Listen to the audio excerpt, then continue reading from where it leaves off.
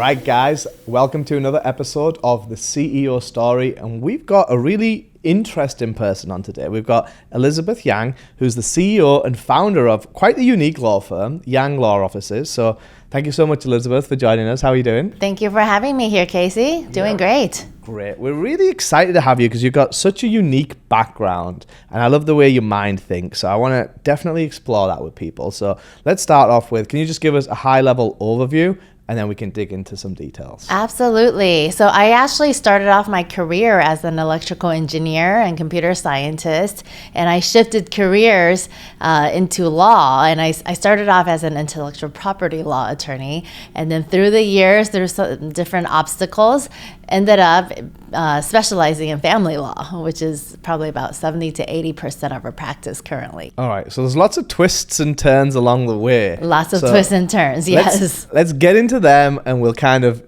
see how the journey unravels. So sounds good. Let's start at the beginning. You went to school and you studied, what did you study? I went to Walnut High School, went to UC Berkeley. Yeah, great school. Thank you. Studied electrical engineering and computer science. After I graduated, during college, I interned at NASA's Jet Propulsion Lab. So that's pretty cool, right? We've got the little astronaut up there at the back. Yeah, that's pretty cool. So how did that come about? Because that's like, not everybody gets to intern with NASA. That's a pretty big deal. Yeah, it was super amazing. I got to work on the Mars exploration rover, which ended up successfully landing on Mars. And the people there were amazing. The facilities were amazing. I got to, work with the most cutting edge technology advancements into space. So that was a great experience. I love space. My face just lights up every time we talk about space and everything to do with like the star system and all that. So yeah, it's just intriguing to me. But what made you initially go into that field? It's funny. I grew up with a tiger mom who, it's all about academics, getting straight A's, studying. Typical Asian family. Typical Asian family. And when I was applying for college, I hadn't really found my identity, because my whole life was just formed by my tiger mother. And so she told me to apply for electrical engineering and computer science. So you're just being a good girl and following what mom said. Following what mom says. I didn't really know what I wanted. I probably might have gone in undeclared. I knew I was good in math and science, and one of her friends, I was Walnut High School class of 2000. So 2000, that was the Silicon Valley.com boom. Her friend's son graduated, got a job immediately in Silicon Valley in the engineering field. So she's like, if you go into this field, you're guaranteed a job out of college. So she was just looking out for you and wanting you to have a good job. Exactly, yeah. And I was like, I don't have any other interests, so sure, electrical engineering, why not?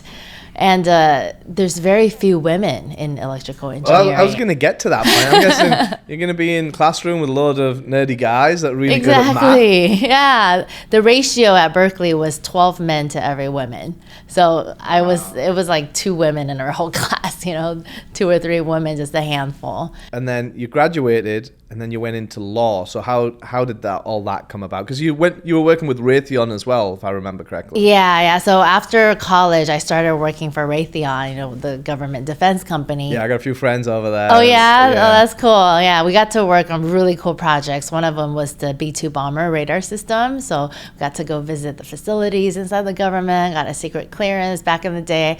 If someone asked me, "What do you do?" I would have to say, "I have to kill you if I tell you." Like James Bond over here. Yeah, exactly.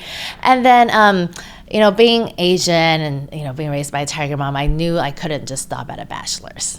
Wasn't enough. It wasn't. Bachelor's is not enough. Typical. Yeah, you have to get higher education. It's either a master's or JD, MBA, PhD, whatever it is. I knew I didn't want to continue engineering. I didn't want to get a master's in engineering. So I decided to get my JD and MBA. Okay. And it wasn't for the purpose of switching careers. I wasn't planning on becoming an attorney. I just wanted to learn about our legal system and learn about the business world. So I was planning on staying at Raytheon as an engineer, and the opportunities arose after I got my degrees. My coworker's neighbor was a partner at a big IP law firm, and he introduced us, and that's when I found out how high in demand attorneys with engineering backgrounds were. I had no clue that there were so many engineers that went into IP law. Yeah, we were talking about this off air, but Yeah. can you just explain to people the difference between passing the regular bar exam and then the IP bar exam? Yeah, so every state has a bar exam, right? The California bar exam is one of the toughest bars to pass. So you got to pass the bar to be an attorney. But there's a federal patent bar. That's for people who want to go straight into patents. And in order to qualify to sit for the patent bar, you have to have some kind of technical requirement, like a degree in engineering or physics or chemistry. And for those who majored in poli-sci or English or history, they have to go and take extra credits to qualify. So not everyone can sit for the patent bar. And then in order to sit for the patent bar, do you have to pass the regular bar first, or can you go straight do that? Great question. So people who pass the patent bar only without passing the regular bar or without going to law school, they become what's called patent agents. Okay. So you can be a patent agent without being an attorney, and you can still prosecute patent applications. You just can't litigate in court. People who just pass a regular bar become attorneys, and people who pass both become patent attorneys. So they can prosecute patents and they can litigate patents. Got it. Okay, so there's a lot going on there. Yeah. In the patent world, it's split into two realms. Litigation is when someone already has a patent and they want to defend it, or they want to sue someone for infringement to assert their rights. We're in America. So much of that happening. So much of that happening, yeah. And the prosecution is where you help people obtain patents. You help inventors. Got it. So it's both sides, creating and defending. Yeah. So let's talk a little bit in more detail on patents, because a lot of our clients have patents all over and we try and protect their assets the best we can. So there's many schools of thoughts within this world, whether you want to just have it in a shell corporation overseas and have it interact with nobody and nothing and just do licensing agreements into other entities. Mm-hmm, yep. And then there's the opposite of that as well, right? You could just have it here as part of an operating entity and take that risk. What are some of the best things that you would suggest on how to best protect your IP? Yeah, so when someone obtains the patent, there's so many ways to monetize. You can license it, do an exclusive license, or license it to multiple entities, or there's what's called patent trolls, like the troll under the bridge. They sit on the patent, they don't do anything with it, and then the minute other people start manufacturing their product or something similar, they just start sending out cease and desist letters and demand letters. Like, I own this patent, you can either fight me in court or pay up. And then they start collecting. So one of my first cases that I worked on, that the troll that owned the patent, he owned the technology on all of the automated phone answering systems. When you call Chase, like press 1 for this department, press 2 for this department. He owned all the patents. So he sued every company that had the automated telephone system. Holy smoke. Yeah, it's like thousands of defendants that had him set for life. So he won? Yeah, because people don't want to litigate. Litigating a patent case is at least 6 figures. So if they're going to settle for like $20,000, $50,000, they rather just pay up and settle rather than go through litigation, spend hundreds of thousands of dollars litigating, and at the end you might still lose.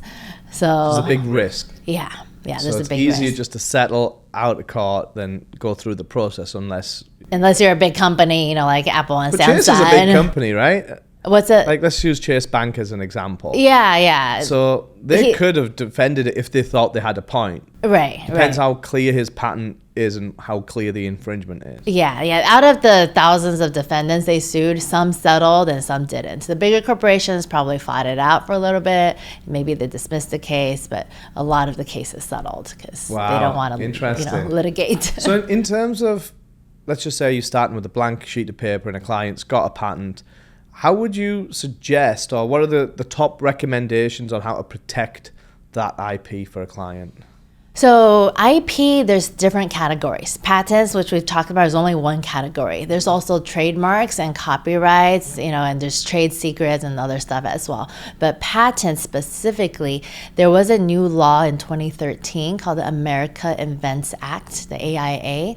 Before the AIA came down, whoever comes up with the technology, who the inventor is, they have the rights to that technology. After the AIA came out, it turned from a first to protect to a first to file. So now they don't care who came up with the invention. It's whoever files the patent first, they're entitled to those rights. Oh, wow. So like, let's say if I'm an inventor and I don't protect and file a patent, and I tell you about my idea and you go and file a patent, it's going to be under your name because you're first to file. So how does that work with, like the big tech companies? Let's use Google as an example. Yeah. So in certain departments within Google, they let their employees for 1 day a week invent stuff.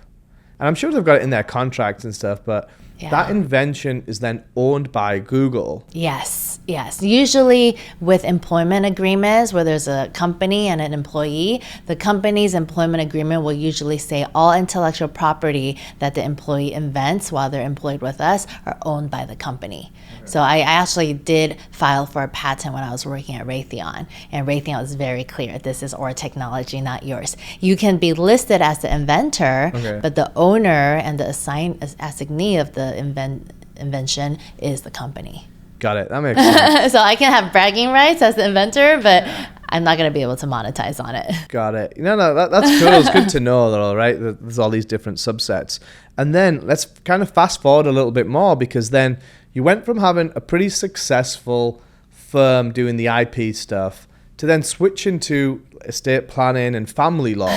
Yes. So how did that all come about? Because this kind of gives a good example to people that you might start off in one field, but you probably ended up somewhere very different, and just the journey's going to transpire over the course of many years, and just to roll with that. But what were the key features about that pivot? Yeah, so, as an attorney, you don't need to pass different exams to specialize in different fields. Once you get your law degree and you pass the bar, you can work in any field you want. You can be a criminal lawyer, you can be a bankruptcy lawyer. Some people think there's certain tests. No, there's no tests. You just, got to learn as you go. So it's very different to, let's say, the medical profession. If you're going to do brain surgery, you got to do a fellowship and you got to go through residency and all this specialty type stuff. Yeah. But with legal, there isn't. No. Like if today I'm like, hey, I want to all of a sudden start specializing in bankruptcy law, then I can just do the research myself, start representing clients, and make sure I don't commit malpractice. A little bit dangerous, though, right? It is. You gotta then, I suppose it goes down to whoever you are vetting or to work with. You got to check their past record and history to make sure they're not an overnight specialist. Exactly. Yeah. Look at their experience. So how I got into family law is in 2010, I filed for divorce. I was only married for 1.5 years, but my divorce ended up taking 4 long years. And what? Yeah, that's crazy. It's crazy. It's easy to get married. I'm a California attorney, so I'm going to specify California. You can get married in 1 day, go and sign the license. But to get a divorce, the government makes it very difficult. So what's the difference between, and again, I'm not being through this, so that's probably a good thing. What I've heard of an annulment. Yes. So what's an annulment versus a divorce, and what's the time differences and things? Yeah, so annulment is to cancel out a marriage, and there's very few examples. It's difficult to annul a marriage. Usually it's because one of the two people, they're not in the right frame of mind. One was drunk, or they were under some kind partying of in Vegas too. Partying in Vegas. They didn't know what they were doing. That's really where I got that. I think Britney from. Spears did that. She got an annulment like a few days after she got married, so that can be annulled. Or let's say one of the parties was already married. They never disclosed that they were already married. That's not legal marriage then, right? If it's just the new marriage is not valid, so they can annul it. Okay. Yeah, or it was fraud. Maybe they were like trying to get married for immigration purposes. But other than that, all the other reasons are mainly divorce, because California is what's called a no-fault divorce date, which means you don't need to give a reason for divorce, and they don't place fault. Why does it take 4 years to get done? That's like pretty ridiculous, right? Well, number one, California has what's called a 6-month cooling down period. So if you want to get a divorce, even if both people agree, the government won't let you get divorced until at least 6 months have passed. Pretty ridiculous, right? They want to, make sure both parties have cooled down. They don't want to be like, you guys fought, okay, divorce. Oh, the next day you get back together, then they're going to be processing so much paperwork. So 6-month cooling down period, and then you can get divorced. But there's so many issues. We had child custody. We had 2 kids during the 1.5 years that we were married. We're really quick. Okay, yeah. Yeah, so we had child custody issues. We had child support issues, alimony issues, division of assets and debts, and attorney fees. And or divorce is probably one of the nastiest possibles, because we ended up even filing restraining orders against each other. Holy smokes. Just because we were. So it was a messy divorce. It was very messy. I was emotional. I pissed him off. He got upset. We were both very competitive people, and we both wanted. It's the tiger mom in you then, right? I got influenced by my mother, yes, subconsciously. And we both wanted to what's called win. And in family law cases, what I've learned from my personal experience is there's no winner. In a civil case, there's a winner and a loser. The jury finds for one party. In a family law case, if you fight, it's a lose-lose. And I share this with my clients now after, going through my whole ordeal. If you fight till the end, because even if you divorce someone, you guys have kids together, you're going to be in each other's lives the kids are the ones forever. that lose, right? The kids are the ones that lose. They have parents who hate each other. And even though my ex-husband and I are divorced, we see each other for open houses, for birthday parties, for graduations. In the future, when their kids get married, we're going to be at the wedding. When they have kids, we're going to be grandparents together. So even though we're not legally married, we're tied at the hip for life. Of course, yeah. Yeah, so we ended up, after 4 years of litigation, firing our lawyers and sitting down, settling our case, and becoming great friends. Holy smokes, that's all I got to say about that. That's pretty awesome. I'm guessing you spent a lot of money on legal fees over... Between the two of us, $500,000. Holy. Yeah, I started off with a $250 an hour attorney. He was at $350. Then I fired mine. I was like, you're not good enough to win against him. I got a $450 attorney, and then he upped me. I went through 5 different law firms during my 4-year divorce, and at the end, my final attorney was charging me $850 an hour. His attorney was charging him $1,000 an hour. Yeah, mine are in the region of $1,000 to $1,500. Yeah, and it's just, you want the best, you've got to keep paying, right? And there's no shortage of amazing lawyers that just... No shortage, no. There's more lawyers than policemen, I think, was a stat that I saw. It's like, it's pretty crazy. I think there's more lawyers in the state of California than there is in the entire country of China.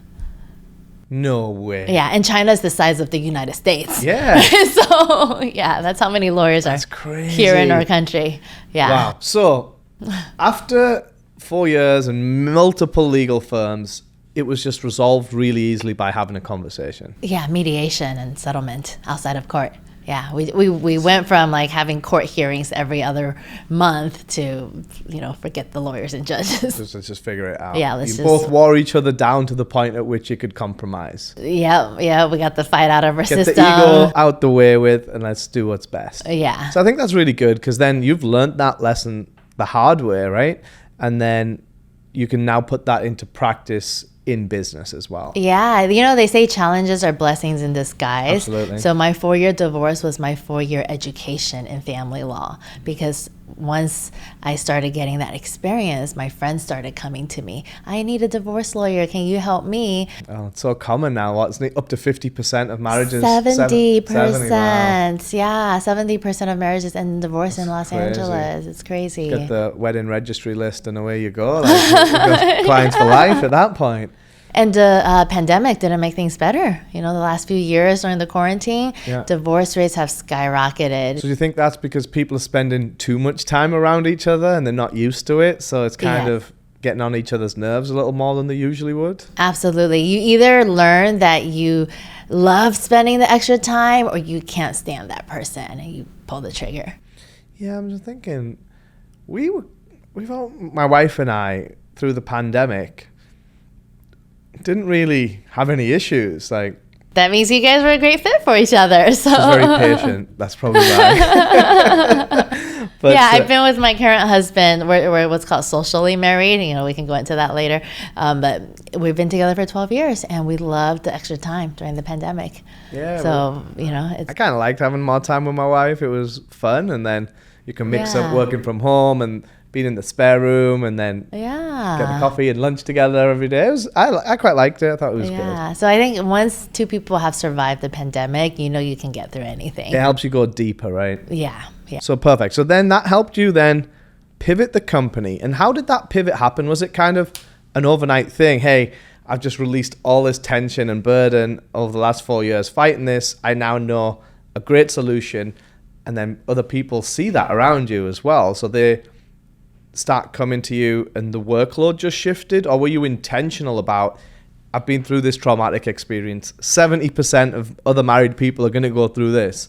And I just want to help them shorten that time from 4 years down to like 6 months or a year? It was a natural flow. Okay. I will say, like, for my life, nothing has been really intentional. Okay. You know, going to engineering was not intentional. Becoming a lawyer was not intentional. I was just going with the flow. So transitioning and expanding into family law wasn't intentional either. The people just started coming to me with family law. I still serve the intellectual property world, so I still have patent agents on my team. We still do patents and trademarks, and we didn't cut that part off. But as family law expanded, we need another attorney. So now my team has like 12 attorneys, all family law based, and it's about 70 to 80% of our practice. Wow, so that's awesome because I think you the way you said it was really nice. It was you just go with the flow. And all too often, you know, I've seen a lot of different entrepreneurs and the successful ones are more agile and they're able to pivot and kind of go with the flow. Whereas a lot of people just get caught up, hey, we only do this in this box and we're not willing to try anything right or left of center. Yeah. And they get caught up in that. So I'm really impressed with the way you can kind of just move and pivot and then expand the business as well. So let's talk about some of the issues that you faced in the business. So you mentioned that the intake conversation with people is a little bit tricky. So can you share a little bit about that? Yeah, so I think a lot of solo practitioners probably face this issue. You know, when I started my business, I'm the main rainmaker. You know, people come to me because they trust me. We have a relationship. They want me to service them. As the team expands and now I'm actually doing more of the business side of things. I'm not the lawyer anymore. I'm the CEO, the owner, and I'm playing that business part. I don't really go to court anymore, for instance, you know, because if I go to court one day, who's going to be running the business? I'm going to have to hire a CEO. So I have my attorneys doing the legal work. But as I'm expanding, I'm the main rainmaker. My attorneys, they love doing the legal work, but not all of them are rainmakers and they can't bring in the business. Yeah. So I found myself having to answer all of these intake calls and convert them to clients.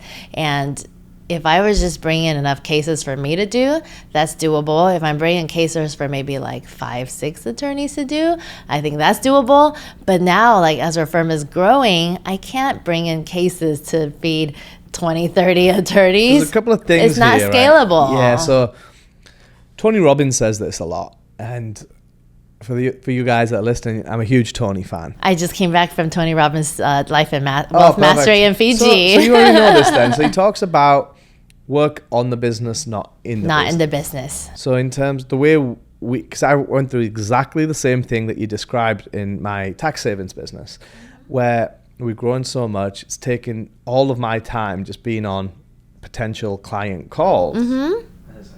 I have to re-engineer this. Yeah. So the way we did it is just hired biz dev and sales teams and train them, like literally took my brain, chopped it up into many different subsections and taught the team how to do it to the point at which now they can teach other team members how to do it and bring on new team members. And also maybe they won't close at the same rate that I would close at, because again, we've been there, done that with a brand. But if they can do it at 80% efficiency of what I could do, but then replicate me multiple times over, that effectively buys back my time. So that's how we've done that successfully.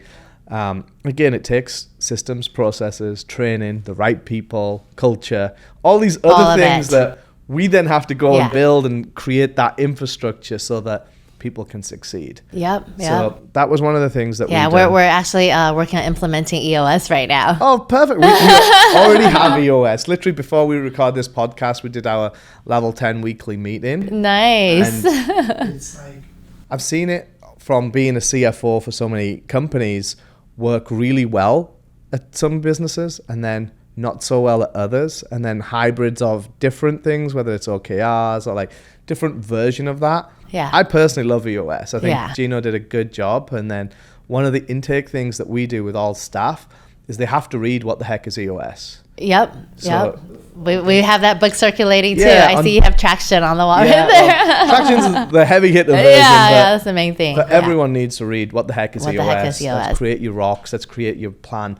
And I didn't do this in my business up until maybe the last couple of years, but I didn't really give culture the importance that it deserved. I was like, everyone will get it. It's fine. Let's just plow on. We want sales. We want operations. Let's just get it going and kind of steamroll the whole process. Right. But after reading books like that, and more importantly, implementing it, it becomes a self-perpetuating philosophy where the culture continues to grow, and we've kind of planted the seed of the culture.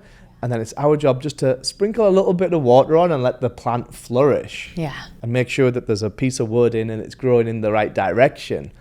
But each team member that comes in has to add and develop that culture as well. So I actually value culture so much more now than I did when I first started my business. To the point where any new hire, we sit down, we go through our core values, our focus, our principles. So, and you know, I took the principles from Ray Dalio, because it's like in his book, create your own key principles of your business. Mix that with EOS. So I'm taking like bits and pieces of things that just resonate with me and then integrating it into everyone. That's amazing. So we found a lot of success in that. And to the second point that we listed was managing the team. What have been some of the problems that you've faced with managing the team, and how have you overcame them? Well, I think, like in any business, it doesn't have to be a law firm. The people, they're the main thing, managing the people. And if you bring in, great people, everything goes so smoothly. You bring in one bad person and everything goes downhill. So bringing the right people is really important. And, they say hire slow, fire fast. So that's something that I learned recently as well, because I've been very hesitant to let go of people. I'm like the type that wants to give everyone like another chance. Maybe they can change. EOS does a really good job of right people, right seats. They have the whole matrix, so I love that. I'm learning about that too. I just had my husband quit his job last year. I've been trying to get him to become an attorney for the longest time. And I thought that was like the only way he can support a law firm if he also had a law degree. But he's a great litigator. And when he goes to court for his own cases, for traffic tickets or whatnot, he always wins. He's like a great arguer. But he's terrible with standardized tests. So he's like, I'm never going to pass the bar exam. It's an intensive test, right? It's not easy. It's tough. It was like the toughest test I've taken in my life. And he was doing what's called the legal apprenticeship program. So you study under a judge or an attorney for 4 years, and you don't have to go to law school. You can, after 4 years, go straight into taking the bar exam.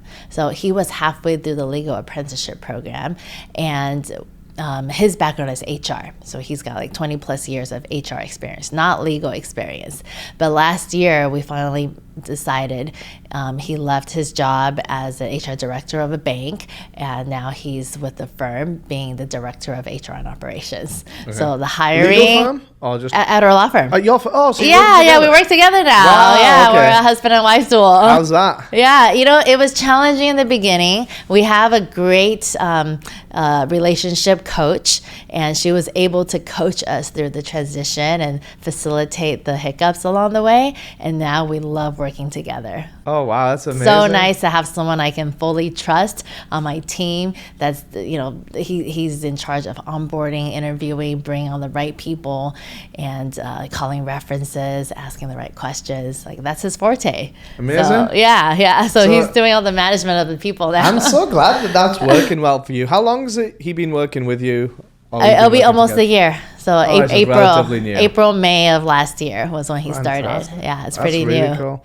So that's interesting. We could do a full podcast on working with your spouse. I don't think my wife and I would want to work together. Like, she sees some of the calls that I'm on just when I'm taking calls from home, and she's like, "What are you saying?" I'm like, "I don't know. Like, what do you mean?"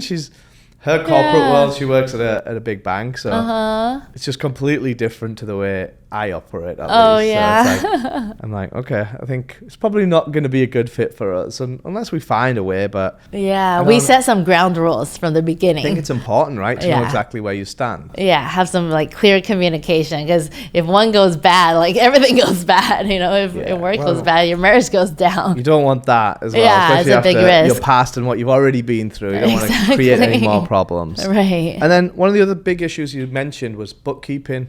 So what are the issues around bookkeeping? I know, we work with some legal firms that charge a ridiculous amount of money every 15 minutes of conversations or action. So it could get really expensive. Very quickly, yeah. So how is bookkeeping causing you an issue in your business? So it started with our CRM system. I think having a really good, dependable CRM system is important. So we used a system that was more dedicated for personal injury law firms. Okay, specific legal type software. A legal software, but it was more for contingency cases. Okay. So divorce cases are hourly cases. We take a retainer up front, we bill against it, and then we send out invoices on a monthly basis. Contingency cases like personal injury, they don't send any invoices. They work on the case, and then if they collect at the end, then they cut a check. It's a long cycle of cash flow, right? But it's a big check that the client gets at the end. So that CRM was my friend, who was a PI law firm owner, referred it to me. She loves that CRM system. So I tried it, but we tried it for 2 years, and it didn't work because the invoicing process wasn't good. We have to send out hundreds of invoices every month and keep track of it and make sure people are paying. It's a whole process. So we ended up switching over to another CRM that had a better invoicing system. But during that switch, while we were with the first CRM, we had a lot of bookkeeping issues, because the CRM was just hard to use. And then when we did the switch, it was also a challenge to migrate information over to another CRM system. So that caused a delay as well. So it's really not so much the bookkeeping, it's the software that you pick, right? So it's how do you identify the best software for your needs, depending on the size and what the functionality elements that you're looking for. Yeah. Versus... And then everything's a knock-on consequence from that. And hey, how do we integrate it? How do we get the information out and in? They're never going to make that easy. They don't want you to switch, right? Exactly. So they're not incentivized on that part. But now that you've switched to the new system, are you finding that life is much easier, or what are the benefits of, or the pain versus the benefits of that switch? It's much easier, but it did take a year to do the whole transition. That's a long period of time. Yeah, because we just have hundreds of cases and matters. So with information missing, we need to go back and manually input and fill the holes, and and then take care of the new cases that are coming in. So it was double the work. Lots of balls juggling in the air. Exactly. Fantastic. All right. So with that, we're coming to the end of the questions that I had. So if you can just let people know the best way that they can find you and reach out to you. Our Instagram is at Yang Law Offices, and our website is yanglawoffices.com. All right, perfect. So thank you guys so much for sticking around till the end. We'll put the links down below just to make life really easy for you. And hopefully you don't have any family issues. But if you do, and you do need a really good family lawyer, then Elizabeth is definitely here to help you.